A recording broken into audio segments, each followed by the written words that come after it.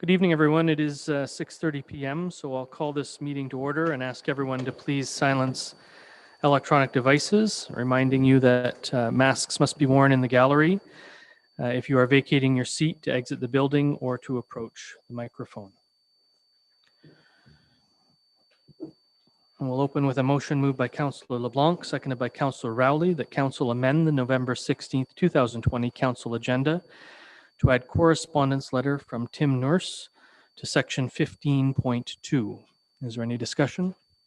All those in favor? Are there any opposed? Motion's carried.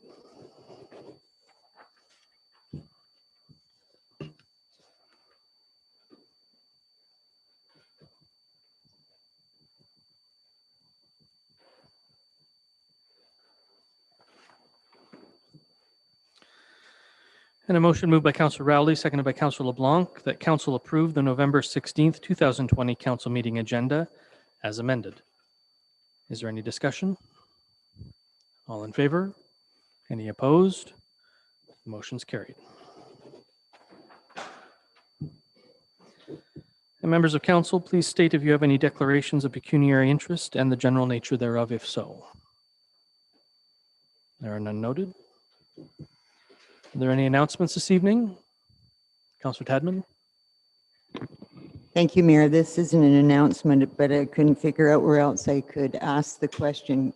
We used to have a policy, and I don't remember that it was ever changed, that I remember, excuse me, reminded again, you were asking us to silence our devices. But before we weren't allowed to use devices, then came the iPad. So what is the ruling? And I'm not necessarily asking the clerk tonight, but I understood that we weren't allowed to use our cell phones during the meeting and they should be put away. So I just wonder if that still stands.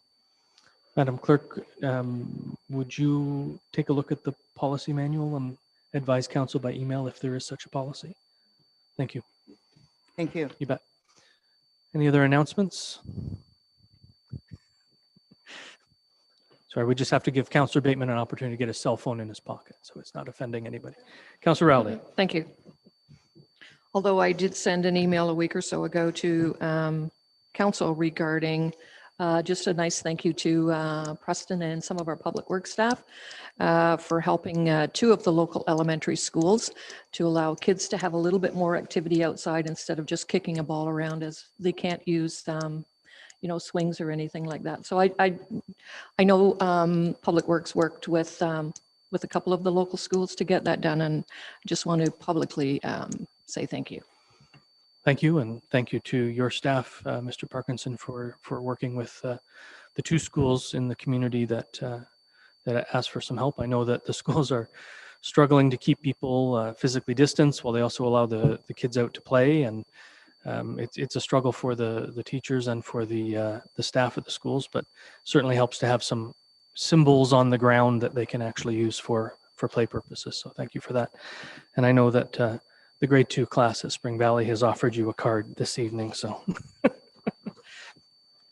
there any other announcements? Councillor Anderson.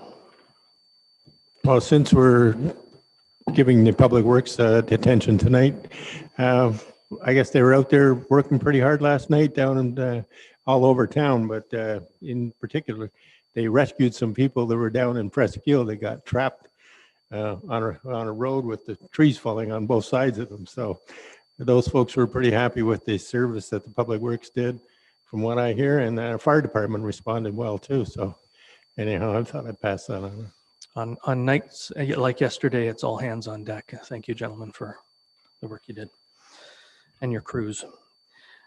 I'll move into adoption of the minutes with a motion moved by Councillor Tadman, seconded by Councillor Bateman, that Council approve the November 2nd, 2020 Council meeting minutes as presented. Is there any discussion? All those in favor? Are there any opposed? Motion's carried. The motion moved by Councillor Bateman, seconded by Councillor Anderson, that Council approve the November 9th, 2020 planning meeting minutes as presented. Is there any discussion? All those, go ahead, Councillor LeBlanc.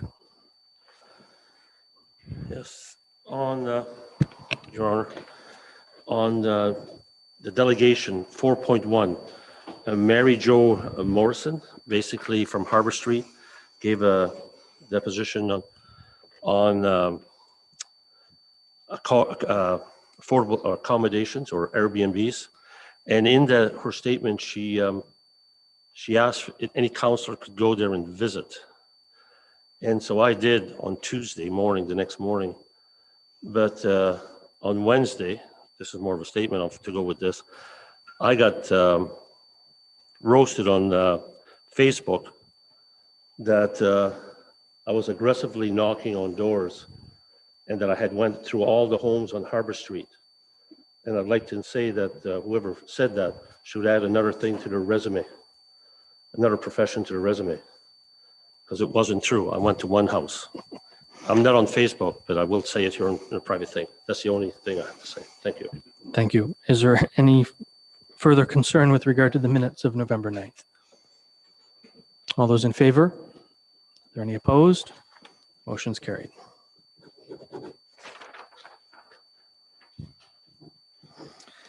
We have no statutory public meeting this evening, which takes us into delegations. Our only delegation is from Tim Nourse, delegation concerning zoning, a minor variance. Tim, you here?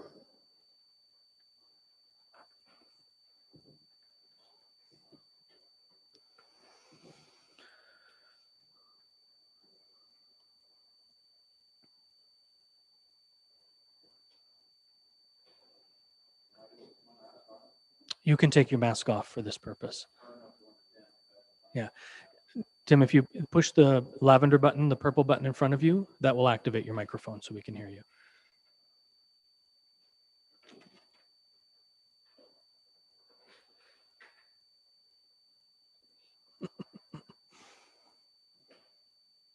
Good evening, everybody. My name is Tim Nourse, and I want to thank you very much for allowing me to come out tonight. The topic that I'm going to talk about is something that's very, very passionate to me. I've got a lot of passion about this, so I'm so pleased that I've got your audience tonight. That's going to stay on its own, is it? Excellent. I haven't always been a resident of Brighton, although I know the town very well. I've been coming here since the late 60s and all through the 70s. I used to hang out a lot in Gosport with McCall and the Thorn kids, and we would hike and swim and canoe and fish and listen to Black Sabbath and Rush and just have a great old time. Back then, I knew at some point I would be coming back to Brighton. I've been back many times to go birding at Presqu'île. I just love the area. I was very, very fortunate that in 2010, a property that I had been keeping my eye on became available, and that was Stony Point. So I immediately quit a perfectly good job, bought the property in a heartbeat, and the rest is, as they say, history. I moved down here. I'm now a permanent resident since 2010. Am I broadcasting okay? Can people hear me all right? Fantastic, thank you. So for those that don't know, and I'm sure that all of you do, there is a very, very small population of Brighton residents on the other side of the Murray Canal. And I am at the very, very bottom of Stony Point Road South, ironically on Stony Point. Stony Point is a peninsula. There's approximately 700 feet of shoreline and an acre and a half of land. And by definition, I have I'm surrounded by water on three sides. So to the north, I'm looking at the beautiful sunsets in Brighton, Gosport, Northumberland Hills. Looking straight ahead off the edge of the point, I can see Bayshore in the distance, and I can see Presqu'île. And then to the south, I'm looking at Lake Ontario. It's just a phenomenal property. I really, really love it, and it fits in nicely with my lifestyle. Problem was that when I purchased the property, it was dead. It was a dead zone. It had lots and lots of big trees, but it had no shrubs. It had no small trees. It had no nesting boxes for the birds in the area. And we know that this is a phenomenal birding area.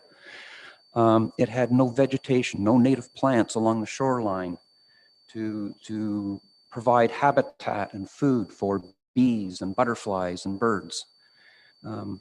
I know that the previous owner used to tow around behind his lawnmower a large tank, and he sprayed Roundup all the way around the point.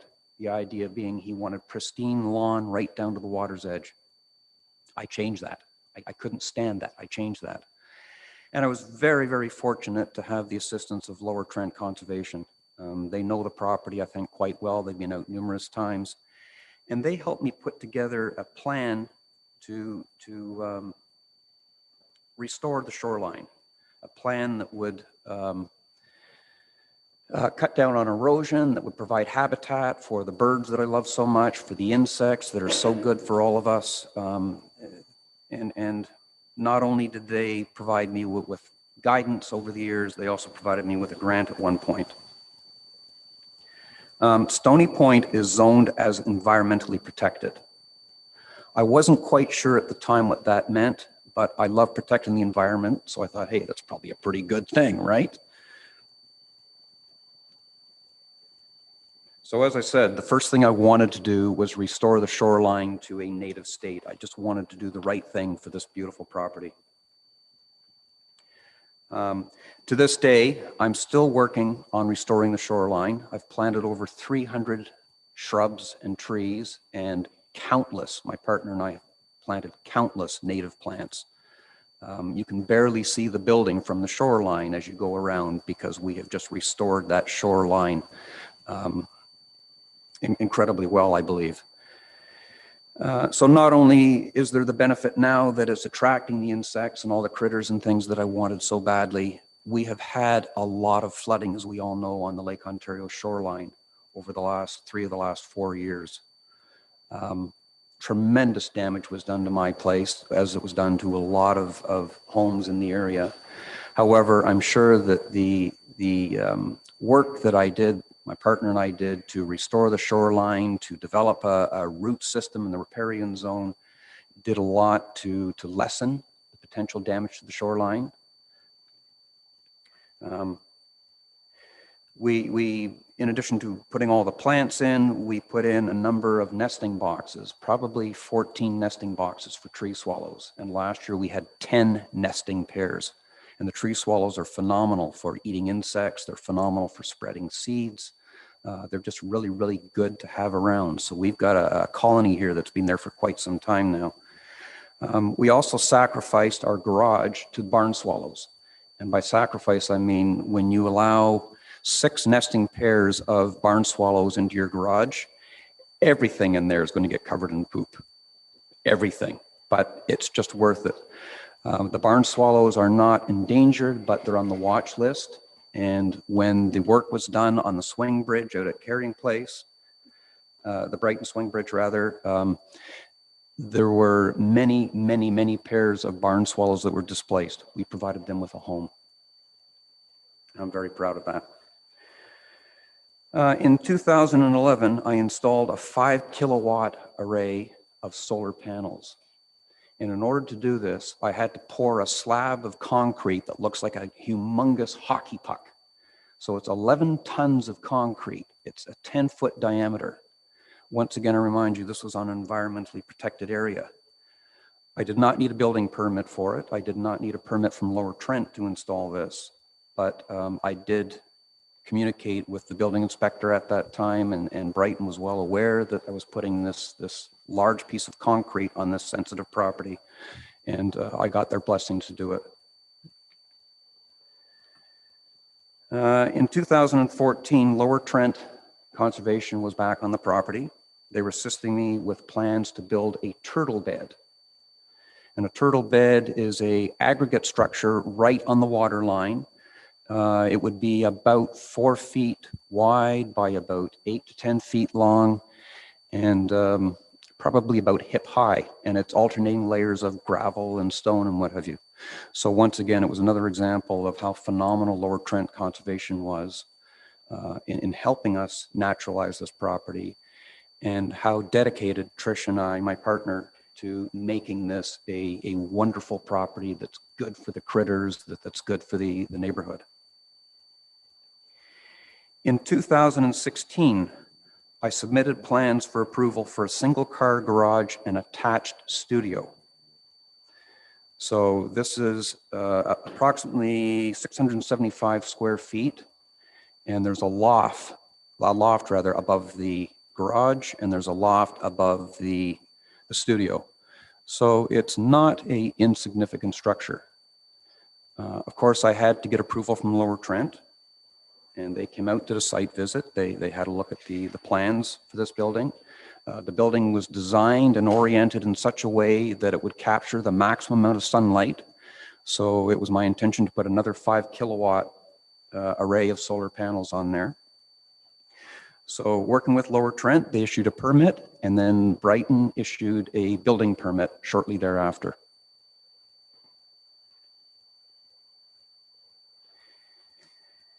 In 2019, before Brighton permitted backyard chickens, I did a bad thing. I went out and I purchased 10 one-day-old chicks. 4 turned out to be roosters, and unfortunately they were euthanized shortly thereafter. And now Brighton does allow backyard chickens, but the bylaw does not allow for them on properties zoned environmentally protected, such as my property. The girls are wonderful pets. My partner has named each and every one of them. They provide a superb source of organic protein, which is essential to me for the management of my autoimmune disorder. And they're magnets for ticks. We've had a phenomenal number of ticks recently, and these guys go out there and they hunt them down and they get them. I still pull ticks off myself from time to time, but I'm sure that it's far better with the chickens there than not. They're a tremendous source of education and entertainment, not just for me, but all along the laneway that I live on. Every household there at one time or another has brought children down or grandchildren down to pick the chickens up, to learn about where their food comes from, to feed the chickens, and they all very gladly accept eggs from me as well. And because of that, in my home, I've got a stack of egg cartons, probably about this high. It's about a 30-year stack of egg cartons. But what I'm trying to say is, to the best of my knowledge, I have buy-in from all of the neighbors along my laneway. I don't think any of my neighbors have issues with the chickens.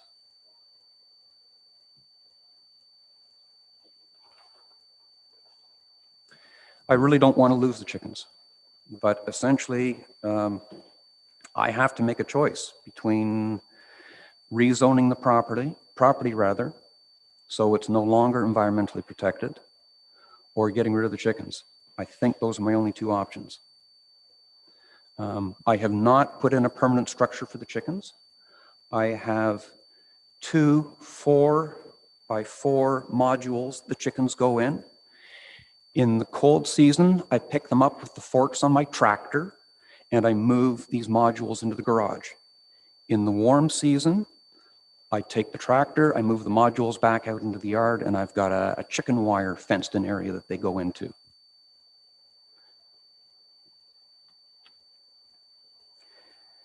So what I'm asking for tonight is for your understanding and support. As I said, I have been advised that I basically have 2 options: euthanize the girls or obtain the minor variance to allow the chickens. The minor variance application I found is a challenging 10-page document, and it comes with an $850 fee. $850 is more than what I paid for the building permit and the permit from Lower Trent Conservation. And while that's a lot of money, which, if you care, represents 170 dozen eggs, I'm just as or more concerned that there's no recourse for me should the minor variance not be approved, that I'm aware of. I could be wrong on that, but I don't think there's any recourse for me. Over the years, I've been allowed to construct on my environmentally protected property a 2-story garage, 10 kilowatts of solar panels, 2 turtle beds, and hundreds of trees, shrubs, and plants. I now ask that we somehow work together so I will be allowed to keep my chickens. Thank you. Thank you, Mr. Norris. I'll open the floor to members of council for questions of clarification. Members of council, Councillor Tadman. Thank you, Mayor. First of all, thanks. Sounds like you've done a lot of work to protect, excuse me, your shoreline, and I know what shoreline living is like. And I have two big trees that really protected my shoreline, and the neighbors had to put rocks all in because they lost theirs. But on an average spring day, how many geese do you have on your lawn? None. Because you have built that whole shoreline to, and they won't come where they can't see anything coming at them. Is that correct? That's correct. So the dogwoods, the shrubs that we have put in have created a decent riparian zone. And if the geese can't see the grass, and I do have lawn there because the flickers, the thrashers do like the lawn, but if the geese can't see the grass, they will not come on shore. Okay, because I do have a problem. I haven't quite got it all the way across mine to stop that. But the other, may I follow up with the second question? You talk about the girls, and the girls won't live forever. Are you planning after these girls go to chicken heaven or wherever they're going? Will you be replenishing the chickens again? In all likelihood, no. Raising chickens is new for me. I have been told that over time production will drop off. Right. Typically what people do is they will keep chickens for a season and then dispose of them and get new chicks the following year. So you've got a continuous supply of eggs. My partner Trish grew up on a farm in the Orangeville area. She loves animals, and she has said, I don't care if these chickens are all 6 years old and not laying a darn thing. We are not getting rid of these chickens. So I don't know how to answer that question, but I do know that for 6 or 8 years, these chickens are safe. Right. And just another follow-up, Mary, I know you'd like me to keep talking. I do, very much. So whatever waste there comes from the chickens, you dispose of that in a proper environmental way? Yes, I do. That's a good question.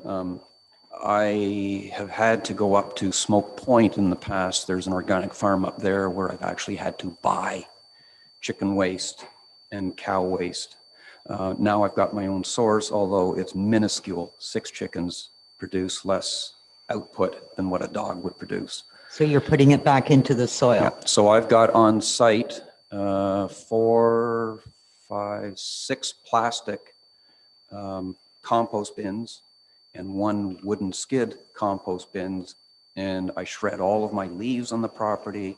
Nothing gets thrown out. All the food waste, the neighbors bring their little green kitchen buckets down to me.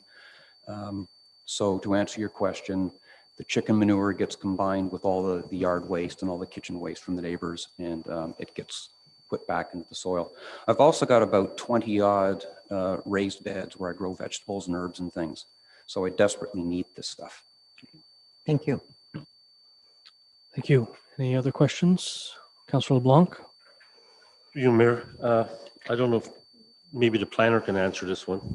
On the bylaw that we passed for chickens, did we miss the EP, or is there a special reason why chickens can't be there, but ducks and geese can be environmental protected area?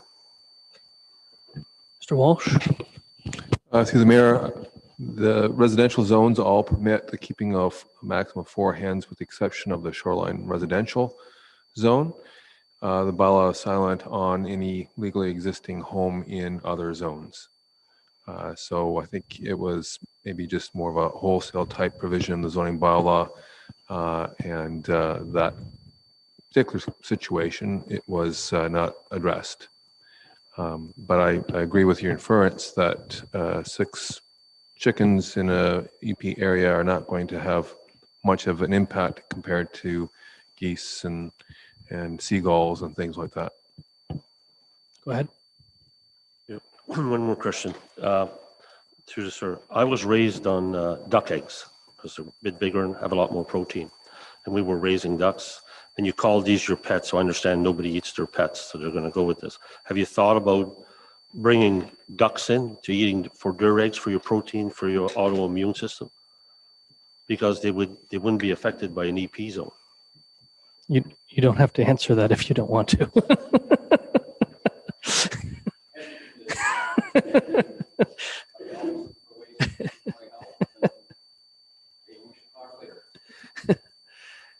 Go ahead. Through you, Mayor, for the Careful planner. what you wish for, Tim. Go ahead. For the planner, for tonight and this presentation where he's asking for an exemption, should we look at amending our chicken bylaw? Basically, so it allows it there for EP. We also have one for dogs. If you have more than 3 pets, you can get a special kennel license for $135 that allows you to have up to 5 or 6 dog pets. And like he said, he called these his pets. Is it something that we should be looking at, Mr. Wells? Through the mayor to council, staff are open to doing a friendly amendment to the zoning bylaw to accommodate more hens and be more specific in terms of legally existing residential uses being permitted to carry on those hens. Most backyard hen keeping, when I look at other jurisdictions, usually it's around 6 that are being permitted. I'm not aware of the background here as to why only 4 are being permitted. I suspect it was a dipping our toe in the water kind of event. Deputy Mayor?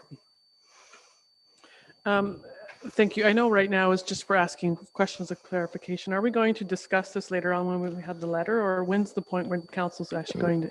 We'll make a decision on the request, which is to waive the fee, essentially. And we could have a more fulsome discussion around zoning, bylaw, et cetera, at that time. So that would be under correspondence 15.2. Okay. I mean, I'm all for someone having some chickens. I mean, we're rural Ontario. And if maybe we can look at, I would like to discuss whether or not we can maybe amend that bylaw just to make it a little bit, not quite so tight on this sort of thing. So I'm just going to leave it there. I don't have questions for you. So. Any further, Councillor LeBlanc? Okay. Anyone else? Councillor Tadman? Thank you. And Tim, I hope it's okay to call you by your first name. Is your whole property environmentally protected, or is it just near the shoreline?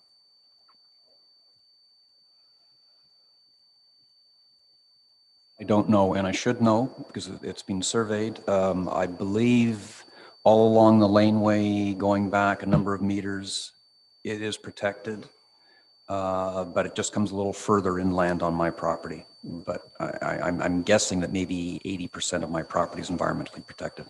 But you're allowed to build there and do other things that Lower Trent allowed you to do, correct? Oh, absolutely, yes. Okay, thanks. Thank you, Mr. Norris. I'm going to read a motion now that essentially accepts your delegation, and then we will discuss your correspondence later on in the agenda if you want to stay around for that. Thanks once again for your time. I really appreciate it. Thank you. I have a motion moved by Councillor Anderson, seconded by Councillor Bateman, that Council receive the delegation from Tim Norris concerning minor variance on property located on Stony Point Road. Is there any discussion? All those in favor? Any opposed? Motion's carried.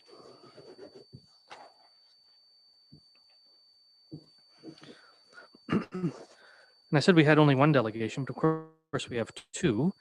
We're going to get the Lower Trent redo, if you will, after a bit of a failed attempt at our budget meeting. So Rhonda Bateman, CAO, Lower Trent Authority. Mrs. Bateman, if you will, please. And I think you had a pretty good cheerleader there ahead of you.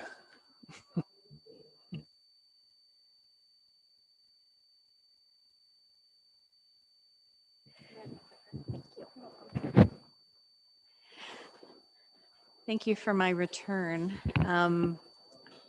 I believe Deputy Mayor Vink got to hear my entire presentation last week. And I would like to thank Mr. Nurse for being a cheerleader for us. This was totally unexpected, and I did not pay him. I have not met him before. So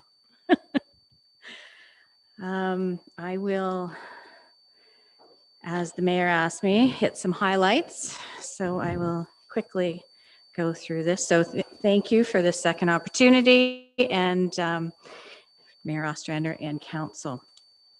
I'm not going to go through the mission statement and the strategic plan because you're all well aware of that. I will later on, if that's okay, talk about our regulations. So I'm going to start with our current programs. Programs listed mostly are required under legislation and delivered in partnership with our municipalities, planning and regulations, flood forecasting warning, flood management, source protection, and conservation lands. Other programs we provide are based on local needs of our municipalities and our board members' decisions, and some are funded through municipal agreements or agreements with other agencies. Our Bay of Quinte Remedial Action Plan is funded through the province and the federal government, whereas our children's education, environmental education, and our community outreach is currently being funded through donations and grants, and has been for 4 years now. Whoops. Okay. It's beautiful pictures of our watershed. I'm going to skip this one and I'll come back to that if that's all right. So the biggest change in our budgeting this year is the introduction of an asset management plan.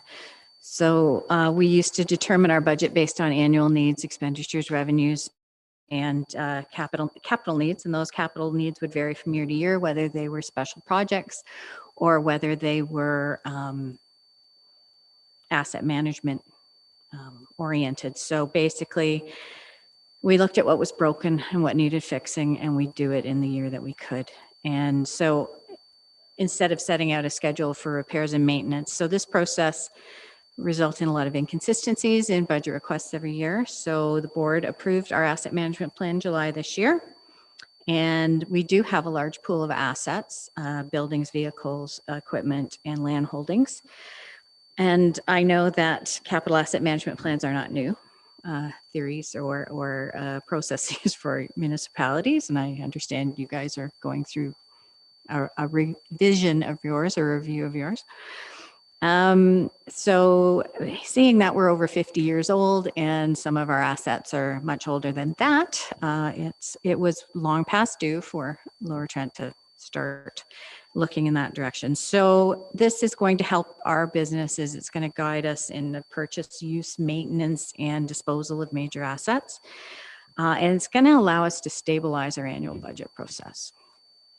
So the asset management plan was shared with all the CAOs in September when we had initial discussions regarding our budget projections.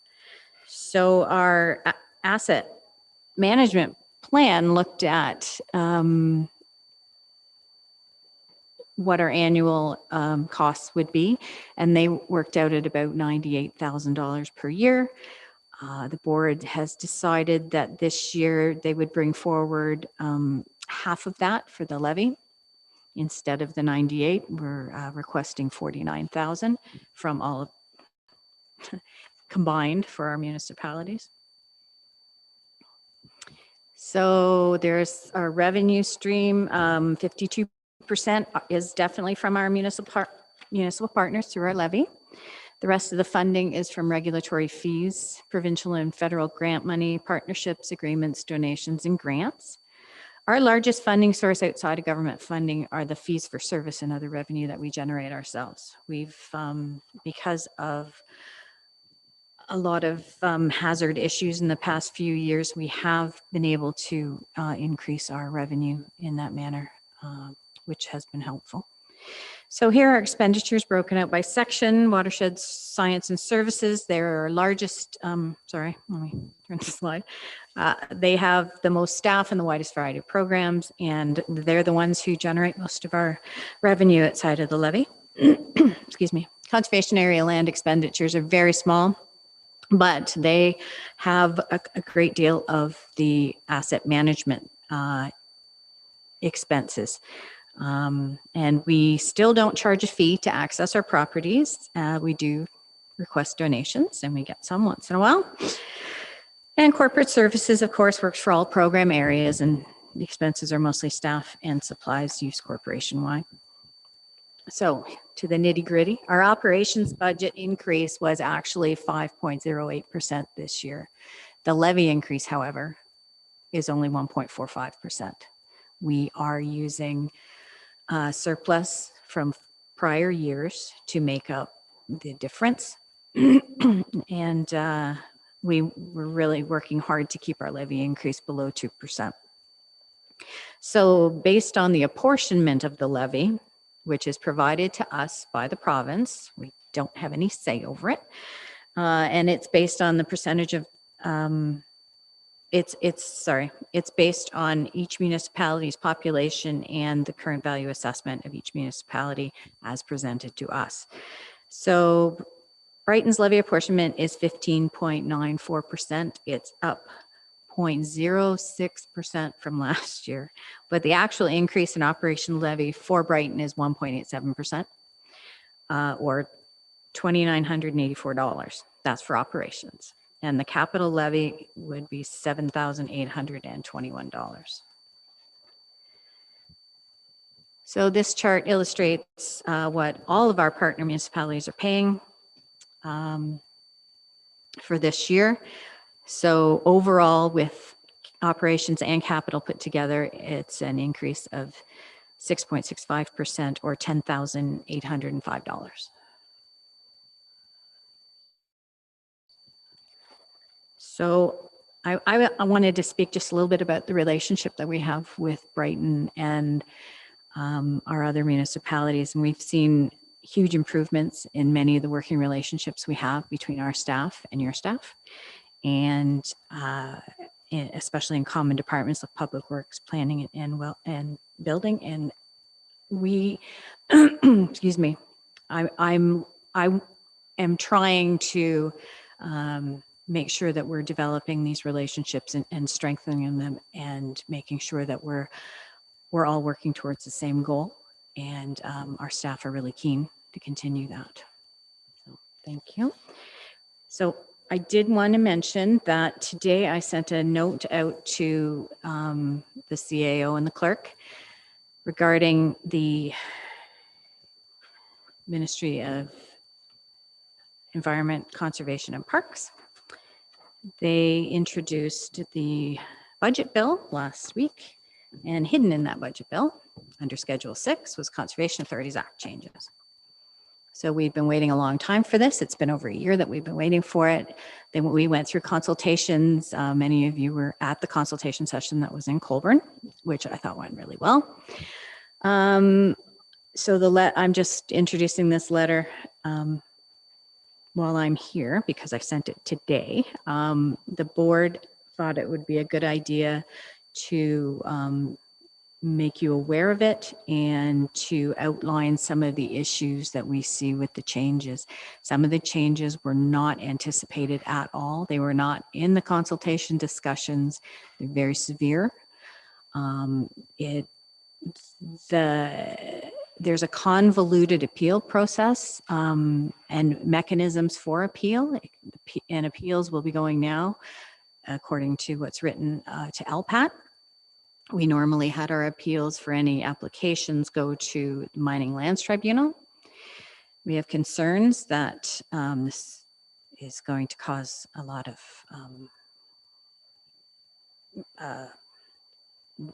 increased waiting lists at LPAT. We're not sure whether there's it's a new regulation going to LPAT, so there'd be a huge learning curve, and that's going to slow things down. There's also the opportunity for proponents to appeal to the minister for review. The minister has can look at the application and decide whether to keep our recommendations, to deny it, to write their own. And that comes into an issue with compliance as well, because if we're not writing or not approving an application and it gets approved on something that we would not have allowed, then there's a compliance and enforcement issue as to who's going to do that in compliance and enforcement. If it's taken that we're going to do it, then that's going to put us in a huge conflict. They apparently, it's changing the Planning Act a bit as well and taking away our appeal rights for Planning Act decisions, even on our own properties, which is a little disconcerting. Things like changing our objectives to whatever they propose in regulations are our objective, as opposed to looking at the watershed as a whole. Board members appointed by municipality have to be elected municipal officials now, which is new because you could have appointed anyone you want as long as they were acting on behalf of the municipality. So that's going to present a lot of problems for smaller municipalities who have a lot of boards and committees to sit on. In some cases, it could create, there are some conservation authorities that only have 1 or 2 municipalities. And if you have to have, based on your population, a board that is made up of, say, 60% or 75% from one municipality, and they're all elected officials, that could be in contravention of the Municipal Act for gatherings. It's a council meeting as opposed to a CA board meeting. So there's a lot of things outstanding here. So I wanted to introduce this to you. I'm sorry my letter was over 2 pages long, but I wanted to outline some of the bigger issues going forward. Conservation Ontario has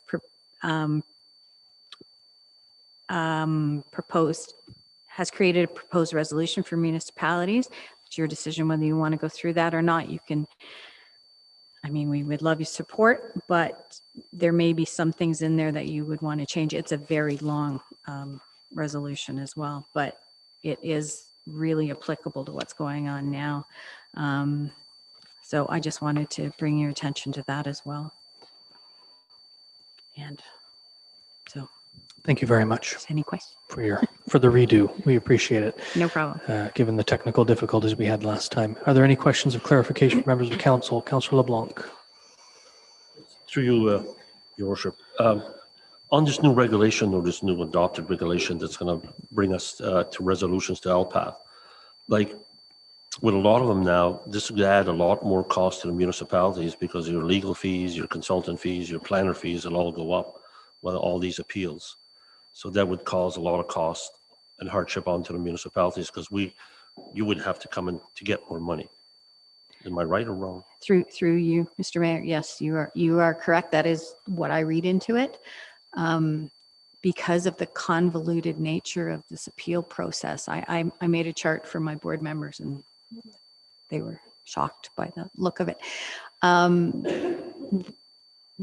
There could be any number of reasons. There's no parameters as to who can appeal, what the appeal parameters are other than our own regular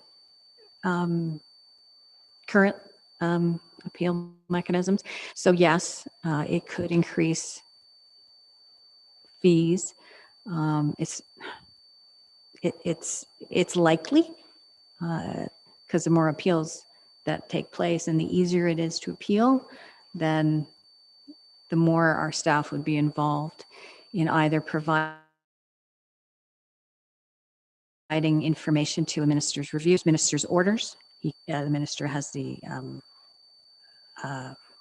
he can, if someone decides to forego us altogether, which is a bizarre option, and I don't know the parameters around allowing that, then the minister can access our staff and all our information to make the decisions if they so desire. It doesn't mean they're going to, but if they put a staff member involved, into that position to do the review or to create the orders, then they will be utilizing our staff a lot more as opposed to what we do now.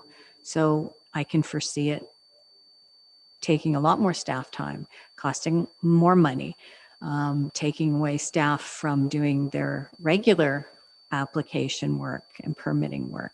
And that could slow down our timelines and cause us to be in trouble with the ministry for not meeting the guidelines that we set ourselves into going through the process properly. So there's a lot of unknowns, but ultimately, yes, I can see it costing more. And how much, I don't know. Go ahead. Through another question. So this regulation is relative, through your mayor, is relatively new.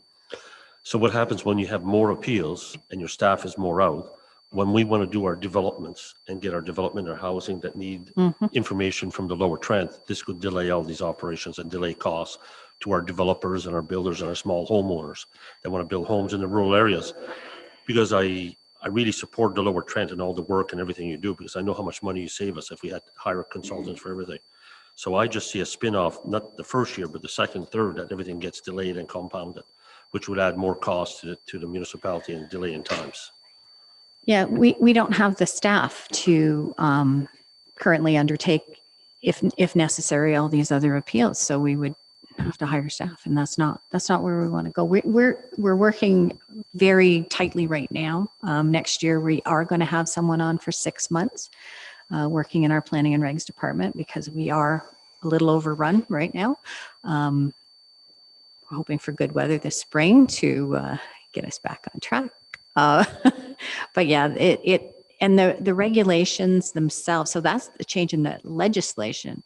There are regulations that come with this that haven't been written yet. The first ones are going to be, they've let us know it's going to be the mandatory programs and services, which is very important.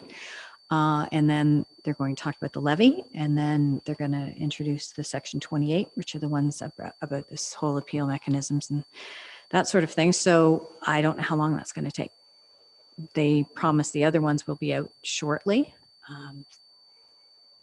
We'll see. Thank you. Councillor Anderson. Rhonda, you sound very discouraged. Oh, Is this to reduce the red tape that I understood that was supposed to happen for communities and municipalities and builders and developers? Or is this just creating a whole new, more red tape, I guess? I don't know. It seems like we're in for a real ride as far as the municipality, but individuals and forget the developers, they'll survive. But I'm just saying, it just seems like it's going to be a major delay in everything. And I can see these meetings going on quite late at night. yes. In the future, the planning meetings anyhow. To you through Mr. or Mayor Ostrander. When I compared what could possibly happen based on what was written in the legislation to my board, instead of a nice straight line, we had arrows and each different decision, 4 different decisions for one item. And if everything falls, at the end of the day, it all goes to LPAT if anyone has a complaint. And it's remarkable. I can share that with you if you like. It is supposed to be a red tape reduction exercise and an exercise in transparency. Now, some of the things that did change as far as transparency were, we did discuss them at the sessions, like posting minutes and agendas and audits and all. We already do all of that. All our agreements are online. Everything that they asked for, we already do. So that part of the transparency already met. There's other transparency that we're questioning. If the minister takes over one of our files and makes a decision, I don't see the transparency in that. And there's no appeal mechanism for it. If a minister makes a decision, we can't appeal. Neither can the proponent. Councillor Rowley. I'll yield to Councillor Tadman for a second, because she's more in this, and I've got a couple of questions that might go a bit off. Councillor Tadman. Thank you, Mayor. And to you, Rhonda, I didn't hear you say that the funding from the province was cut in half, and I think that really helps explain how hard it was to even bring a halfway decent budget. And the other thing, would you please mention what you did with wages this year? Oh. As an agreement amongst the employees. Through you, through the mayor to you. This was a difficult budget season because we did not want to bring, because we lost $64,000 the prior year. We have not made that up through levy. We're not throwing that back on the municipalities. We've been trying to find it elsewhere. And so using previous surplus is one of those things. As far as wages, we gave our staff 1.14% increase. Normally we do follow the normal guidelines for that kind of thing, but and only for staff we're seeing step increases. I have a lot of staff wondering why they're not getting the steps they are anticipating every year or every couple of years, but I'm slowing it down just to try and keep above water. Thank you. Councillor Bateman. A comment with an opportunity for you to elaborate on it, because you touched on it in your presentation with the new legislation. And if you saw the chart, it was extremely confusing. So good luck. In your opinion, do you think that might lead, because it does when you look at it, it's so many different avenues, and in some instances, it could take the power away from municipalities. Do you want to speak to, and I know it just happened, I think in October, there's a $1 billion class action lawsuit that's been slapped on Oakville, named against the council, named against the mayor, named against a whole slew of people. So I know you're not a lawyer, but do you think that that might open up more municipalities under this, for that type of lawsuit? That's a good question. Just to elaborate, sorry, the lawsuit was a $1 billion class action lawsuit that alleges Oakville property owners are at flood risk due to overdevelopment. So when you look at this legislation, there's so many different avenues that even if we as a council said no, there's about 10 different ways they can say yes. And if it leads to this type of situation, I'd love to know who'd be responsible for that. Yeah, and I don't know if anybody, you can answer. Yeah, sorry, through you, Mayor. It is a class action lawsuit that's been handed to the courts, but it hasn't gone anywhere yet because they still have there's 128 points in the lawsuit. And we were told that not a lot of class action lawsuits in Canada actually go through, but it is the residents at the lower end of the watershed, closer to Lake Ontario, that the floodplain mapping has been updated and their properties fall within the floodplain now.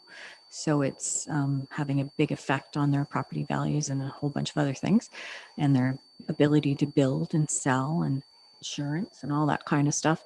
So they're suing it's regional municipalities and the municipality and Conservation Halton itself. And they're charging back all the fees that they've seem to have calculated all the upstream development garnered by the municipalities and all the permitting and the taxes, past, present, and future, to come up with $990 million. It's only 10 million short of $1 billion. So yeah. And whether that'll be affected through enforcement and compliance, and if someone else is making these decisions and we don't have, as a municipality or as a conservation authority, we don't have the power to make those decisions, that does open up a whole can of worms, I guess. Thank you. Councillor Tadman. So in other words, we'd be fools to run for council and be mayor and set ourselves up for lawsuits. I can't say that. It's going to be But I based on can. what the regulations come out with, what the regulations Yeah. actually say and what the parameters are around them. We don't know yet. And just further, Mayor, ahead. thank you very much for allowing this. You sent a chart out, I think, to all of us, at least I got it, the chart that you showed us last week.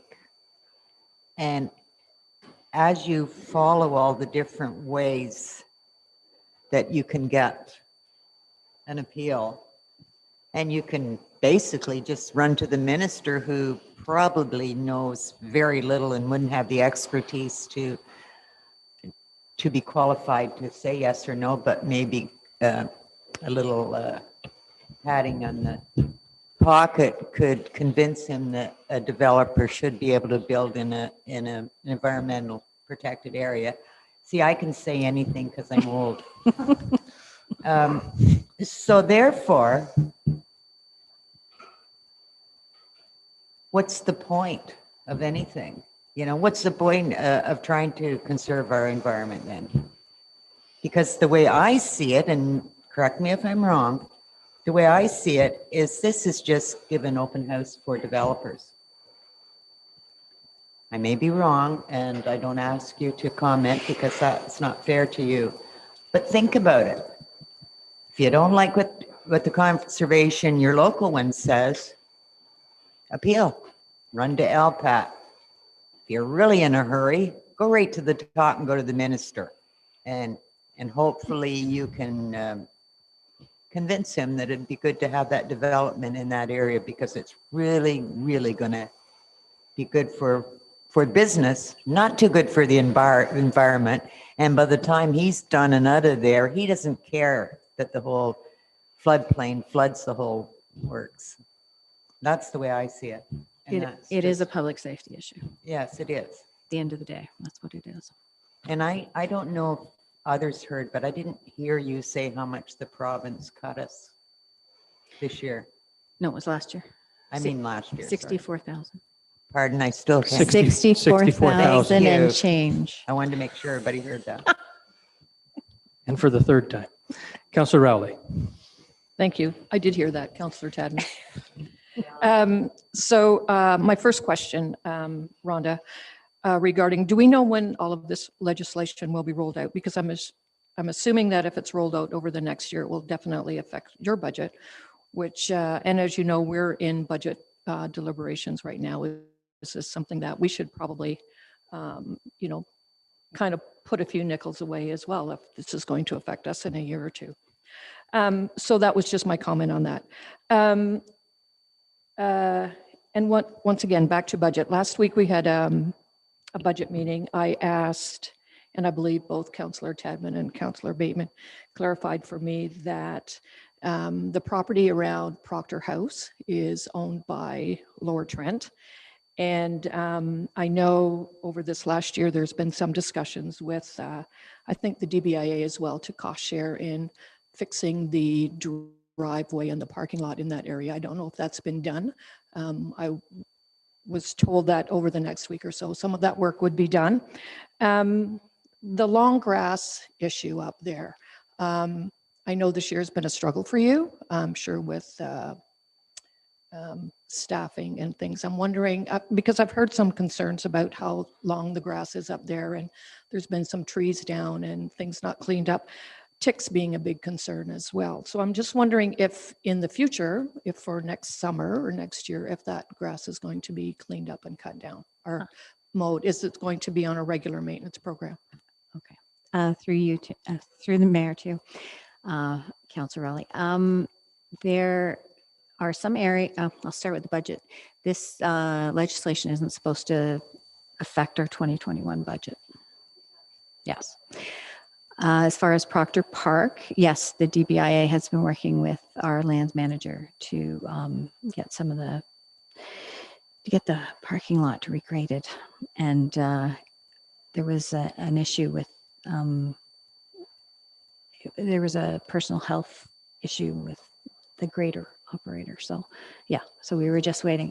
It's going to happen, yes. And the other issue with the long grass is we are naturalizing some parts of the park, which was in our Proctor Park master plan. So along the trails and things, it'll be maintained along the trails to prevent people from getting ticks. But in some of the areas, the grass is going to remain long, and we're going to encourage naturalization of wildflowers and that sort of thing. So I don't know if you saw where we had the tree plant with the Lions Club as you go into the park on the right-hand side. So that area is going to be, it's been planted, and we're going to be doing those kinds of plants, volunteer plants. To follow up to that? Yeah, Yep, basically. Go ahead.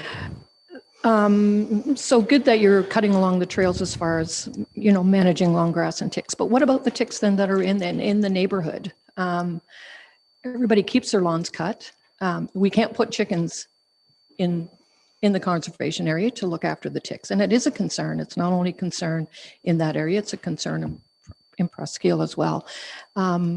So to me, it's a health and safety concern as far as managing those kind of things. And naturalization, I'm not anti-naturalization, but I think if I lived in that neighborhood, I would have a bit more concern than just leaving the grass along there. Just my comment. Thank you. Deputy Mayor? I think the chickens are a great idea.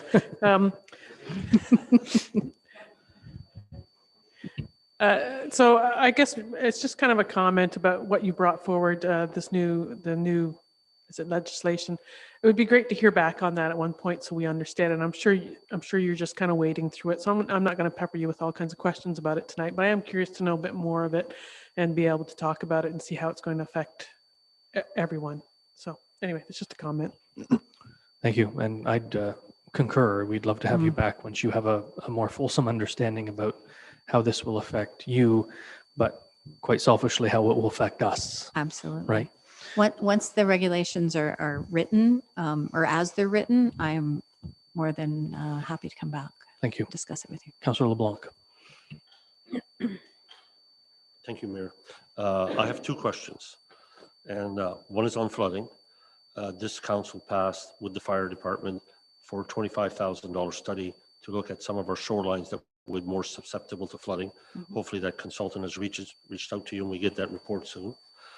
Secondly, is the Loomis Bridge, the closing of Loomis Bridge. Was there any communication, pre-communication, and how did it affect the lower trend? Thank you. Thank you, Councillor LeBlanc. No, we had no communication. I read it in the newspaper, which was very difficult for some of our, not just the residents, but you know how busy we were this summer with all kinds of guests coming in from outside, and closing of the bridge and trying to get the signage everyone rerouted properly was a little difficult, and we didn't know what was going to happen. So that was a little disappointing, but I think we've got it now, but I'm sure everyone's GPS told them to go the other way, and they ended up at a dead end. So No doubt still does, as Yes. GPSs want to do. as they do. Well, on behalf of, as the representative for the county, I'll offer apologies for that. Thank you. It's an organization that's usually pretty robust with its communication, so I'm a little bit surprised, frankly, and thank you for that, Councillor LeBlanc. I'll certainly take that back when I'm next in Cobourg. Anyone else for questions of clarification? Councillor Tadman? Sorry, go ahead. Sorry, I wasn't angry. We Oh, were no. surprised. Yeah, I get it. So am I. Councillor Tadman. Rhonda sent us all the resolution that Conservation Ontario would like us to support. And maybe it's not fair that we make a decision tonight, but I would ask that we get that on the agenda as soon as possible, because our voices need to be heard as a council and staff, because this is really going to affect all of us. And hopefully then the province will listen to the concerns and see maybe where they need to kind of rethink things and amend some of this. So hopefully that'll be on as soon as possible on the next one. I'm not sure every member of council received that email. I think it went to you and Councillor Bateman as our representatives and the CAO. So if you don't mind, would you please forward it to the clerk? You have it. So through this conversation, would you to? Oh, very well. Everybody, I think, got it. And Thank you. yeah, and just further, that whole chart, you sent that to everybody too, or Candace forwarded it to No, I didn't. everybody? And if you take time and look at that chart, you just see how this is going to be a Thank you so much. costly adventure all the way around. It really doesn't make any sense to me when you ask Counselor Anderson if it's going to cut some of the red tape. It's going to build rolls and rolls of red tape. Yeah. Madam Clerk, would you mind please bringing that forward as correspondence, the Conservations Ontario correspondence of our next council meeting? Yeah. So we'll see it then. Okay. Thank you. Anything further from members of council? Mrs. Bateman, thank you very much. We appreciate you. your time. I have a motion moved by Deputy Mayor Vink, seconded by Councillor Rowley, that council receive the presentation from Rhonda Bateman, CAO, Lower Trent Conservation Authority, regarding the 2021 business plan, budget, and levy. Is there any further discussion? All those in favor? Any opposed? The motion is carried. Thank you. Thank you again. Move into citizens' comment. Do we have any citizens' comments this evening?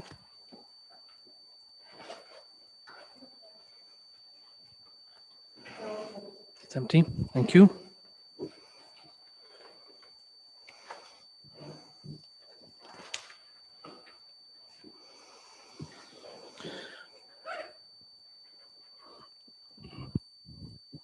That takes us to staff reports. This is the 2020 fees and charges report. Mrs. Whitfield, do you have any, we've read your report. Do you have anything to add or highlight? No, I do not. Thank you. I have a motion moved by Councillor Rowley, seconded by Councillor LeBlanc.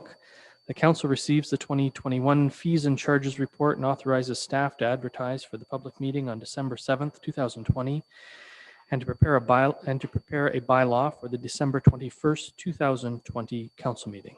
Is there any discussion? Deputy Mayor. Thank you. I just had a couple of questions on two of the items that were added, the kennel license and the mobile canteen refreshment. There's an administrative penalty added for each of those. I'm just curious to know what that kind of covers. What would invoke that penalty? Mrs. Whitfield. I received this information from another staff member. The clerk probably could answer that. Madam Clerk.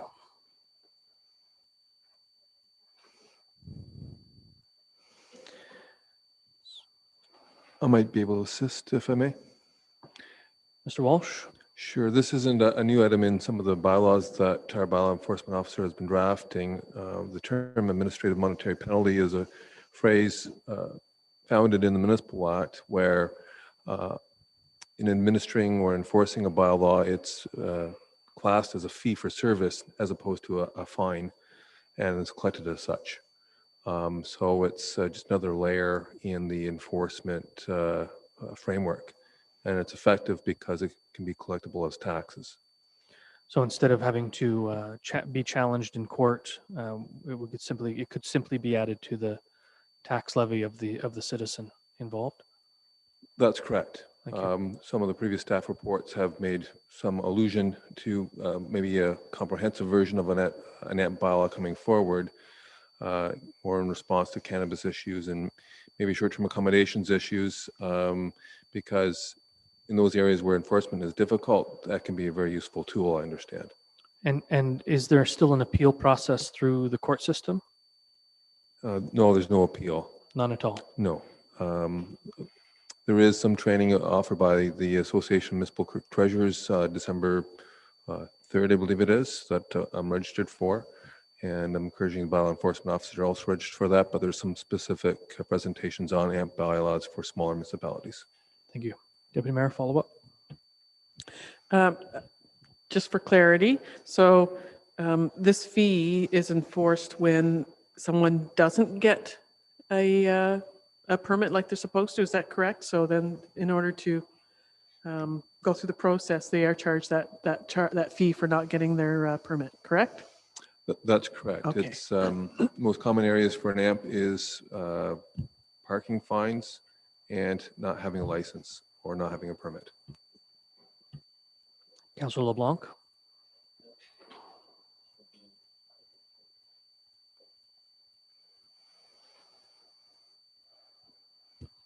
On the On your, since, through your, Mayor, for the planner, on fees for fill permits, the $2 per ton that was, that we have here to be charged, and we look at some of the fill sites that we already have that have been going on, how much money of the $2 a ton for fill sites and have you collected so far this year? When there's probably 7 fill sites ongoing that have gone over 200 cubic meters.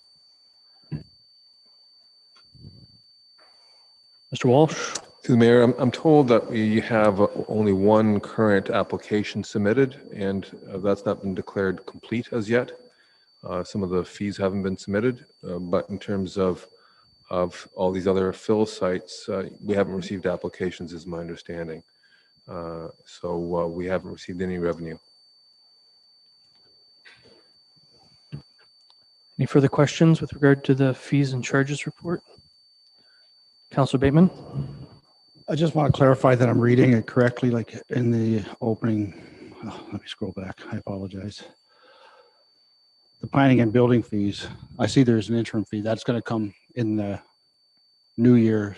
I'm assuming early new year, where we'll be just discussing those fees. So the interim fees will be what we're going with until they come back with the planning fee. I just want to confirm that part. I'm getting a head shake from the planner. Okay. And Go ahead. a couple more questions if I could. Under the water billing section, this is more so I understand. Again, I apologize, so I can scroll down there. Or scroll up, sorry.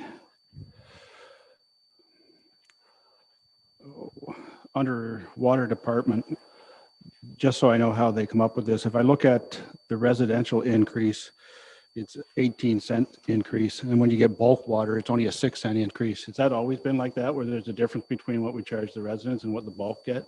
I didn't know if they typically went up different or have they gone up the same in the past? Mrs. Whitfield? No, this was all dealt with through our water and our wastewater rate study. And we're just using those rates that have already been approved by council. Would you be able to share that study with council? I'm sure you have already, and some of us were on that council, but it might be good information for all of council to have again. I can, and it's also available on our website. Very well, thank you. Councilor Bateman? And one last question, and it's for Mr. Miller, and I think I already know the answer, because we haven't decided, we haven't passed the budget, but it is proposed for the pickleball courts. And we said that discussion would be at a later date. So will those fees, whatever they're going to be determined if and when we put those pickleball courts in, what they'll be? Because we do have the indoor rate that this council passed last year. I don't know if you have any idea. Well, I guess you can't really say what they're going to be because we haven't passed whether we're going to do it yet. Mr. Miller?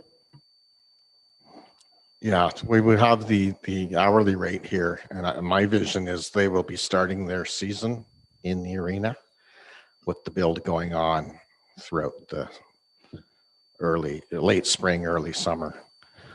From there, we will make another report to council for fees. Thank you. So to be decided. Councilor Tadman? Thank you. Just after Councillor Bateman asked that question, do the tennis club pay user fees? Mr. Miller? No, they do not. They maintain the hydro. They pay the hydrometer cost, and they maintain the courts and the windscreens. Go ahead. And am I correct in saying that that was an agreement that we've had for a long time? Is that correct? Mr. Miller? That's been an agreement that's been in effect for probably 30 years. Yeah. Long time. Mayor, just to further that, so that will come up, I would think, once we ask for user fees, if we go through with the new courts. So I think that has to be made loud and clear that the arrangement was made 30 years ago with the tennis club. That's not to say 30 years down the road we couldn't do it with the pickleball courts, but as of now, it's user fees. Is that correct? Mr. Miller? User fees, we will be discussing it with the pickleball people. I know with the soccer field, it's a yearly fee. I could well imagine that for the pickleball courts as well going forward. Well, we'll come up with So some. again, we'll come up with something to Some bring to arrangement, council. and likely we won't reinvent the the wheel here. No. Right. Yep. Fair enough. Councillor LeBlanc? It's either for Linda Whitfield or the planner can answer this one. When I looked at the budget on planning and the fees, it's supposed to be self-driven. But if you look at the budget on one of them, we're 175% over budget from what we budgeted in the 2019 and the 2020. So with these present fees, how are we going to address that so it doesn't come to a taxpayer's burden that the people that are developing pays those fees?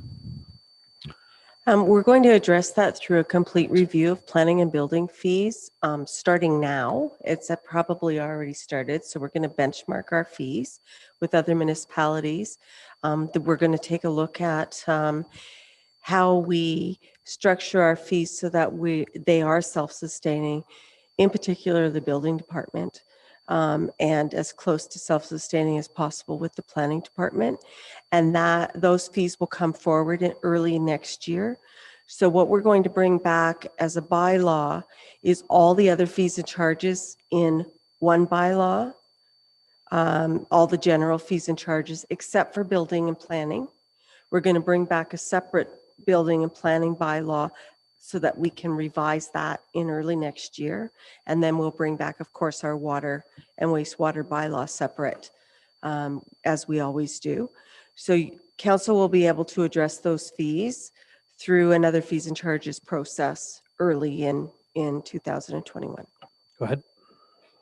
Through you, Your Worship. Are we restricted on the percentage of raise that we're allowed to do? When we raise these fees, are we restricted to 2%, 5%, 10%? So we can cover our costs, because it could be substantial. Through you, Mayor. No, we're not restricted, but it is like a political decision because you're affecting your residents and you're affecting your businesses, how you structure your fees and charges. And that is the reason that we're actually recommending that most fees and charges remain the same this year, because it's been such a tough year with COVID for our residents. Councillor Rowley. Thank you, Mayor. To Linda. I know this is something that staff reviews annually, but is there not something that every 5 years or so that we have a complete review of all of the fees and charges and that we work incrementally that way over 5, or is this just how it goes, that it's just a staff review annually? Ms. Whitfield? Fees and charges, for the most part, are just a staff review annually. The two items that we take care of every 5 years are our development charges and our water and wastewater rates. Welcome. Councillor Tadman? Thank you. We've sat around here long enough, Mayor, to know that we have to be very careful when we raise development charges, because hell is no more fury than developers when you raise the development charges too much. And after all, we have to consider the fact we employ a lot of people, and there's always the threat that they may just go somewhere else where the development charges are more reasonable. So it's a balance that you have to do each year, or not every year, but you have to keep them comparable to the other municipalities. So I think that you're going to figure out the best way that we can move forward for the next year. And I understand this year that we're not raising them. We'll be reviewing our development charges in the coming year, though. Yeah, through you, we are planning on doing a review of the development charges, but that is something we index annually based on the bylaw, but we don't actually review them except for every 5 years on a normal cycle. Okay, yeah, that sounds reasonable. Okay, thanks. Anything further? All those in favor? Are there any opposed? Motion's carried.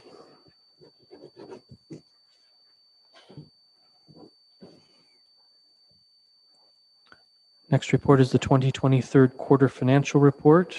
Mrs. Whitfield, we've read your report. Do you have anything to add or highlight?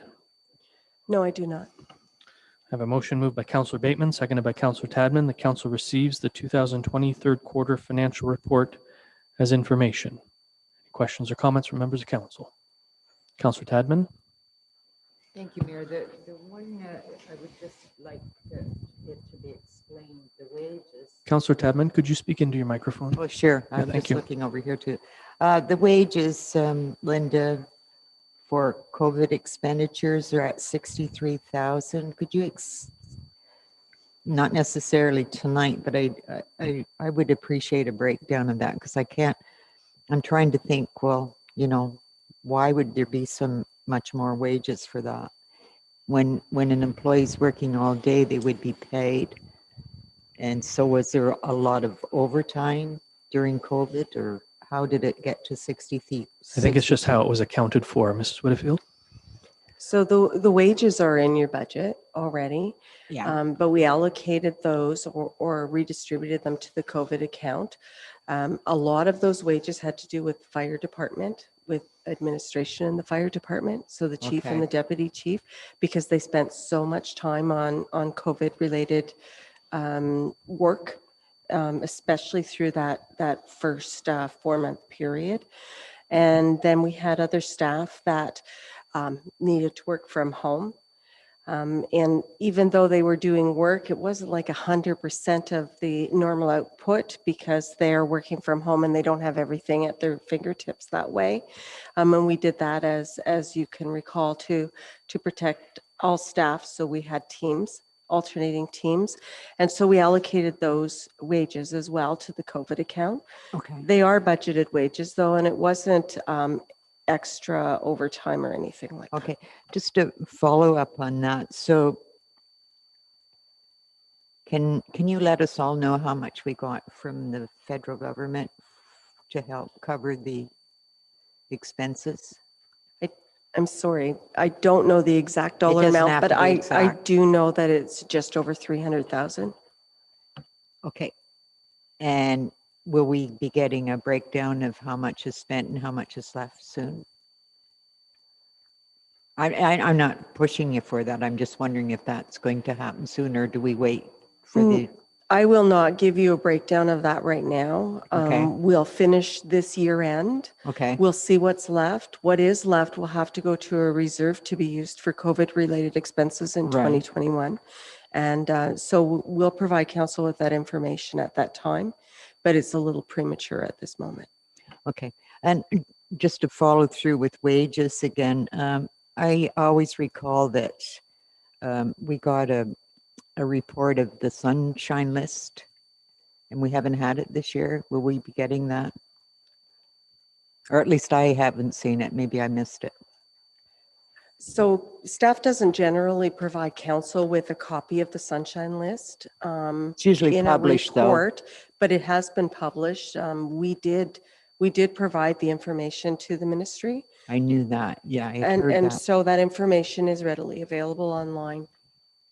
And well, then it's out usually published, and we don't have a reporter here that puts it in the paper. Is that correct?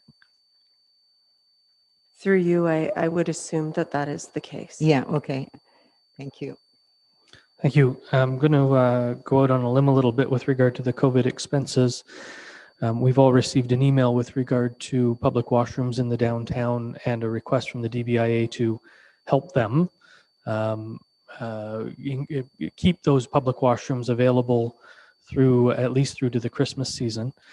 So with regard to COVID expenses, I think this would be a COVID related expense. It certainly is coming up because people don't want citizens to use their washrooms in their shops for a number of reasons. There's general liability even in the before times, if you go back into people's shops and they're storing things back there. But now they don't want to, they are concerned with regard to having to sanitize and keep their washrooms up to that level. So my question is, and I'll ask council's indulgence for this since it has nothing to do with Q3, what is the opportunity for us to be able to put those washrooms there and use them and pay for them through this COVID dollars? Staff are working on a report to bring to you tomorrow night through the budget process. Thank you. Look forward to that. Councillor Anderson. Well, I agree. That's what we were discussing. I had a discussion here with Bob earlier that we should be using that COVID funding for such a thing as that. And I don't think we should waste much time on that. It is shopping season and it's the Christmas season, and that's why the DBIA wants to get at it. So We'll see it tomorrow and we'll make a decision tomorrow we tomorrow. make a decision, hopefully. And you'll bring options as well. And the email that we received did note that the DBIA is willing to assist with that project. So I don't think we have to go it alone, so to speak, but I don't know what that assistance would look like. They certainly didn't codify it in any way. Deputy Mayor. Thank you. So these COVID-19 expenses that we have here, they've been allocated separately in order to be able to apply them to the funding that we're receiving. That's my understanding. So are some of these, you were saying the wages are all budgeted for, so these are not necessary extra wages, or obviously the cleaning and PPE supplies are over and above our budget. Are there other items? I guess so I'm just wondering, like, how much of that 300 or so thousand are we going to be using up? I know you can't answer that question. That's what I'm curious about. I'm a little bothered, actually, that municipalities receive money for COVID because I think there's other people out there that need it more than municipalities, and we could figure it out. That's my personal opinion. But so, do you know what I mean? So I kind of want to know where we're at. I don't want us just to be allocating a bunch of stuff to that to use it up. If there's something else that perhaps we can do in the community, I'd like to see us do that. I don't know if we have the power to do that, but that's just my opinion at this point in time. I don't want to see us just scramble to try to make it all work so that we can use up that money. So maybe there's something we can come up with. Councillor Tadman.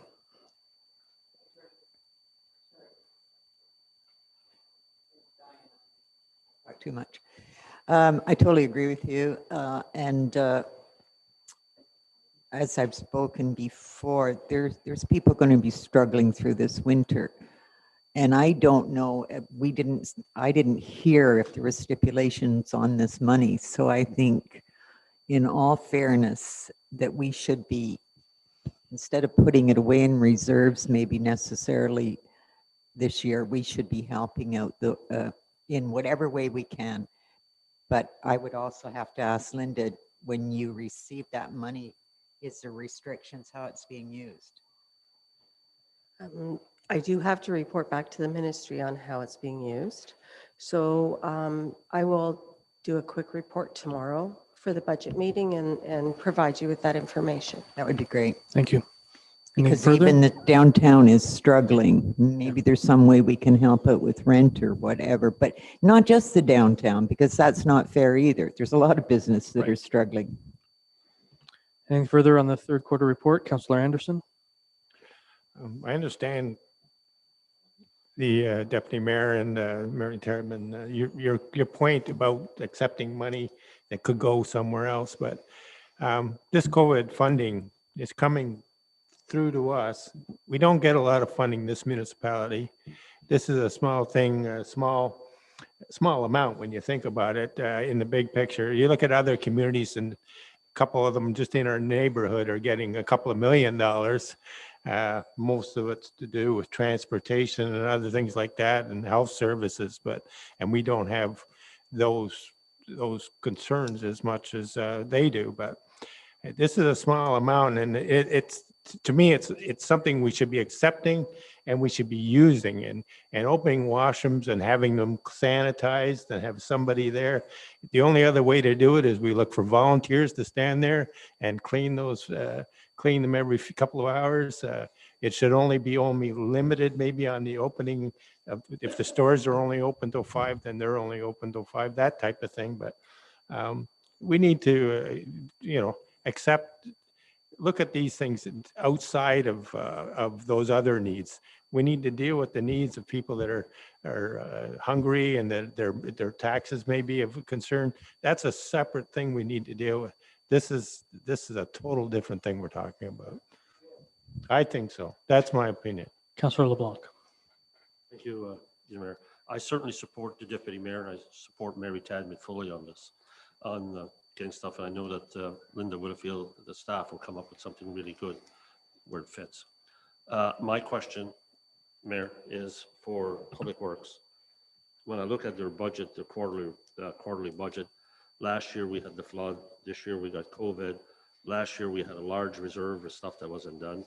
This year it looks like basically we're back at, last year was 53%. Now we still got a quarter left. We're at 49.5%. My question to Preston, is this money going to get spent?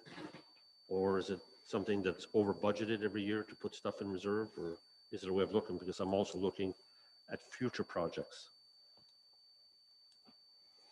Mr. Parkinson? Through your worship. Yeah, this just represents what we spent to date. So yes, COVID did throw that off a little bit, but the winter control costs are just mainly based on the weather and how we have to react to that weather. And we've taken a number of cost measures to date to try to save money. And I'll give a prime example. Last year, council approved the winter maintenance on the Smithfield sidewalk. And so we put that out to tender, and the lowest qualified tender came in at $500 a snowplow. So when you look at, we react between 40 and 65 storms a winter, you know, that's a large sum of money. So what we did is this year we went out and bought a snow blower, and we're going to utilize the staff we have. The new building maintenance person is going to help out, and we're going to maintain that ourselves, and we're not going to contract that out. So that's just a savings in the overall budget, but it just represents how we're just constantly trying to save money and do things better as a team. Deputy Mayor? Thank you. Councillor Bateman? If we could just go back to the washrooms, and I know it's a little bit off track. Once we look at how and what we're going to do with that this year, I'd like to see us look beyond this year, because once COVID is gone, I think it would be nice and great for the businesses. We should be looking at the year after and the year after, possibly keeping that open till the end of December every year. They're self-locking, are they not, Mr. Miller? Yeah. So not so somebody has to go up there and lock it. You set the timer for when the last business closes or whatever, you know, the DBIA predetermines is a good time to close it, and let's think beyond the COVID year. Thank you for that. Anything further on this motion? All those in favor? Are there any opposed? Motion's carried.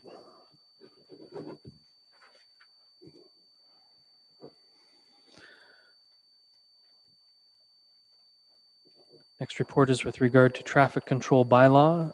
It's drafted by Mr. McGee, who wants to field.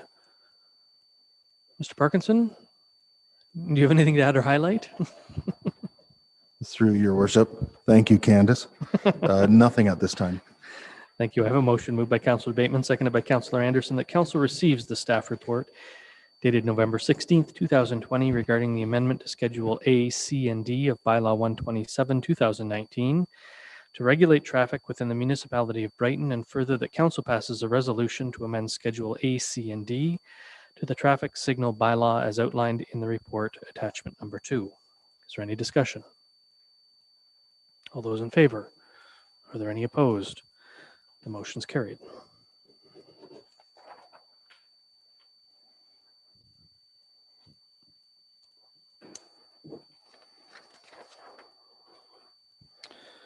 And the final report is with regard to Tree Canada Tremendous Communities Grant.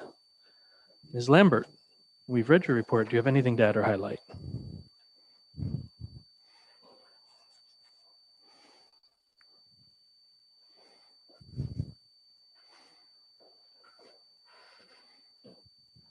No, I do not. It took a long time to get there, but thank you. I have a motion moved by Councillor Anderson, seconded by Councillor Bateman, that council receive staff report regarding Tree Canada Tremendous Communities Grant opportunity, and further that council pass a resolution supporting an application by staff to the Tree Canada Tremendous Communities Grant opportunity for funding for community tree planting within the municipality. Is there any discussion? All in favor? Oh, go ahead, Councillor Rowley. So we're applying for this grant. If we don't receive this grant, does that mean we squash this program? Ms. Lambert? Or is this something that we have to, once again, consider during budget coming up? Mr. Parkinson. Through your worship. Yeah, this is just in addition to the funds that are already budgeted for tree maintenance. which includes planting, trimming, and tree removal itself. So it would just be a bonus for our budget. Anything further? Go ahead, Councillor LeBlanc. Through you, Mayor, I just want to say thank you to staff for applying for a grant. After 2 years, this makes me very happy to see one here. Thank you. Go ahead. Through your worship, just to update the council, it's been 3 so far. We just haven't been successful yet. Anything further? All those in favor? Are there any opposed? I'm going to do that again. All those in favor? Are there any opposed? Motion's carried.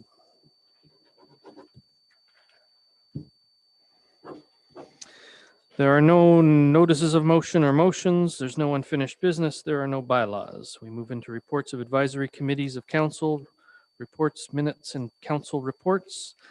I have a motion moved by Councillor Bateman and seconded by Councillor Anderson that council adopt the minutes from the September 15th, 2020 meeting of the Applefest Advisory Committee.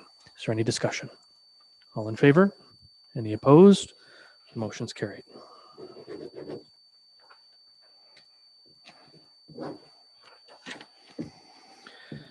And a motion moved by Councillor Tadman, seconded by Councillor Bateman, that council adopt the minutes from the September 22nd, 2020 meeting of the Brighton Digital Archives. Is there any discussion? Councillor LeBlanc. Through you, Mayor.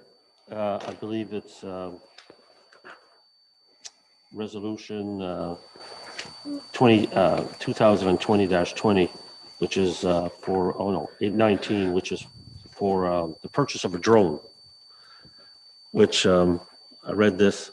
I would support that. Just wanted to know that. Thank you. Thank you. Councillor Rowley. Thank you. If I could just follow up with discussion on that. That's something I believe Councillor Tadman sits on the BDA. I should say they've come to community events.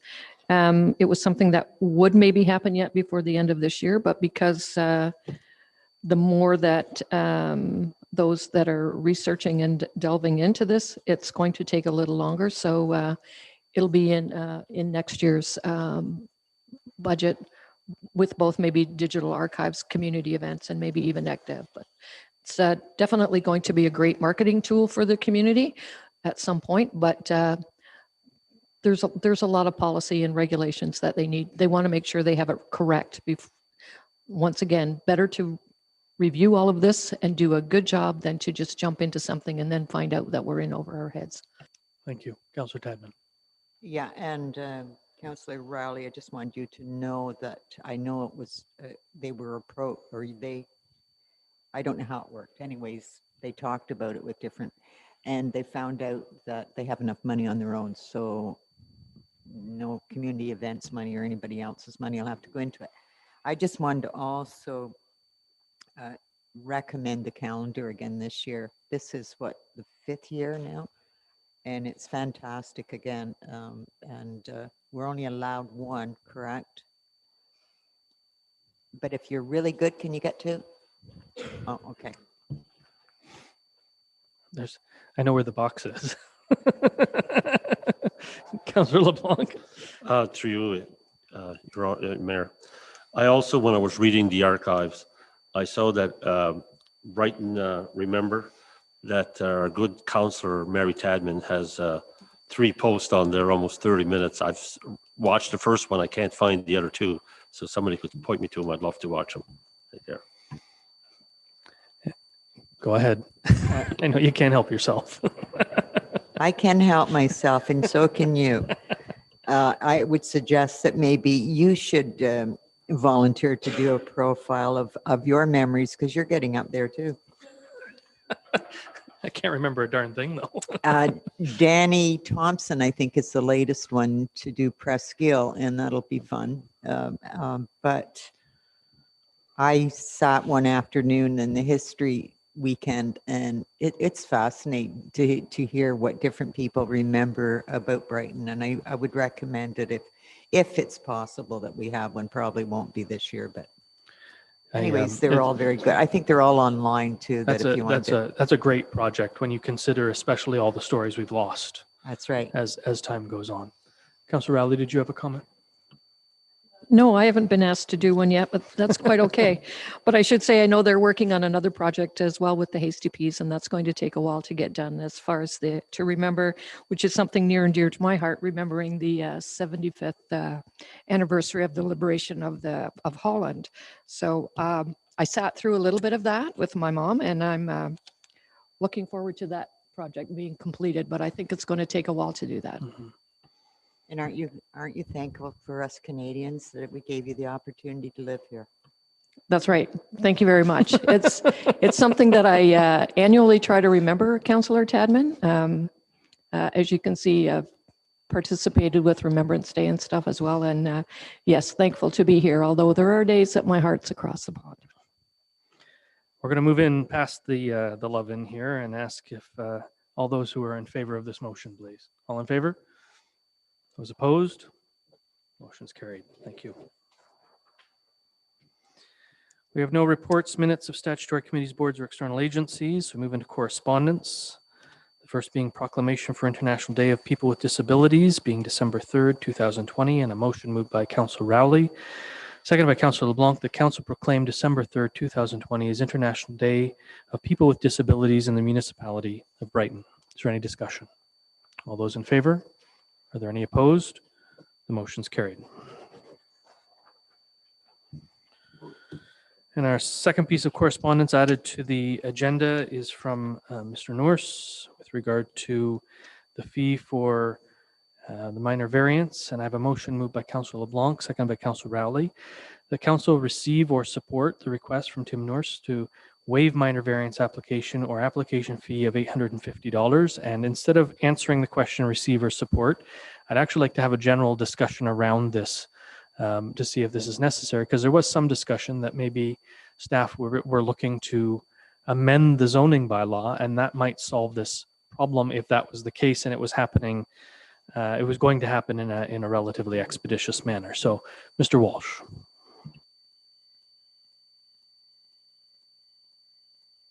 Through the mayor, I empathize with the fact that $850 or even $2,000 for a zoning bylaw amendment for an extra 2 hens would be a little bit of a burden.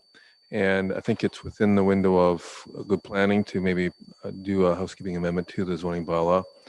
The risk of which, of course, is you never know what answers are going to come out of public consultation.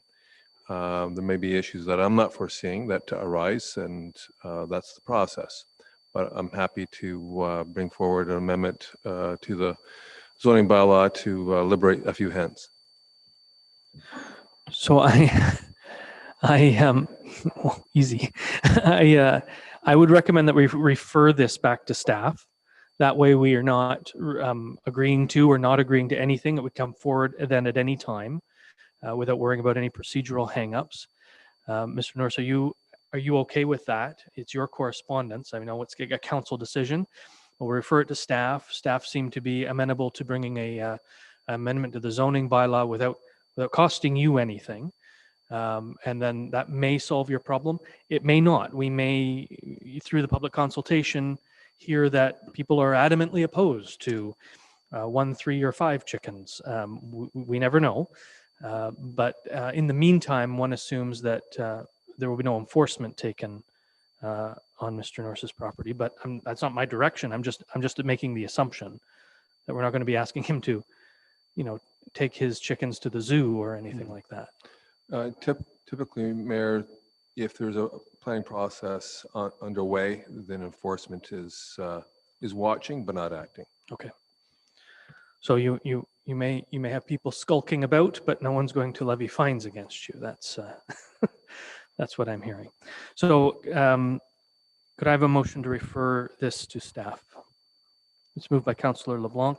So if you don't mind, what I'll do is I will simply make a friendly amendment on this motion that council refers the request, et cetera, to staff. That's fine. Yeah. Thank you.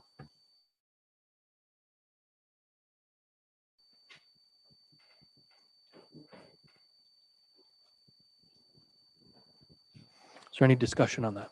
Go ahead. All those in favor? Any opposed? The motion's carried.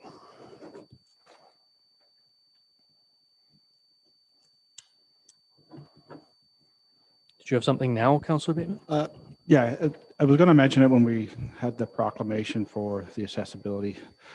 But I'll do it now because it fits more just to the CAO and Candace. And I'm going to speak for Councillor Tadman because she's talked enough already tonight. If you could pass on our gratitude to Tom. He's been amazing. And I think everybody on the accessibility committee would agree. His knowledge on it and his work on it is just phenomenal. So I see great things for that. He's got a lot of knowledge on that topic. It's been a treat. Thank you for that. We'll move on to FYI correspondence, being the Northumberland County update, November 2nd to 13th, 2020, and it's moved by Deputy Mayor Vink, seconded by Councillor Rowley. The council received the Northumberland County update, November 2nd to 13th, 2020 is information. Is there any discussion? All those in favor? Any opposed? Motion's carried. We'll move into question period. If anyone has a question with regard to anything on their agenda, please step forward. There's none noted. So we will take a 10-minute recess and reconvene at 8:26 p.m. for our closed session meeting.